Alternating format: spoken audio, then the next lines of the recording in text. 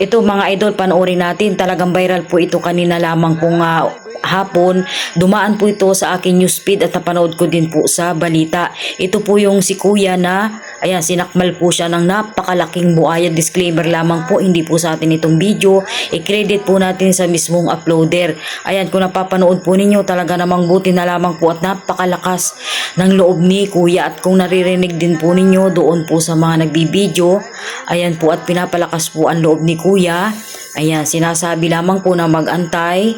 Medyo Bisaya po yung salita nila kaya medyo hindi po natin naunawaan. Pero nakakaunawa po tayo ng kaunti.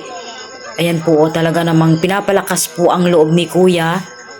Ayan, pero si kuya po ay hanga naman po talaga ako kay kuya dahil talagang lumalaban siya.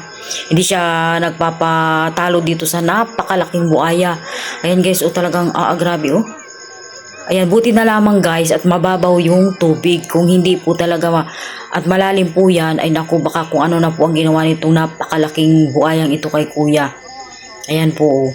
Ayan, buti na lamang po at nakaligtas si kuya. May dumating pong mga nag-rescue kay kuya at napanood ko din po yung kadugsong nitong bidyong ito na okay naman na po si kuya. Lalapatan na po siya ng first aid. Ang problema lang po natin, hindi po natin alam guys kung bakit si kuya ay napapunta dyan sa anong yan, sa pinaglagyan niyang buhayang yan, kung bakit siya ay naandyan. Ayan oh, grabe oh. Ayan oh. Ang dami po talaga nagbibideo kay kuya at si kuya po ay humihingi na ng tulong na iligtas na siya at hindi na po niya kaya. Ayan. Okay naman na po siya. Napanood ko po yung last nito kanina.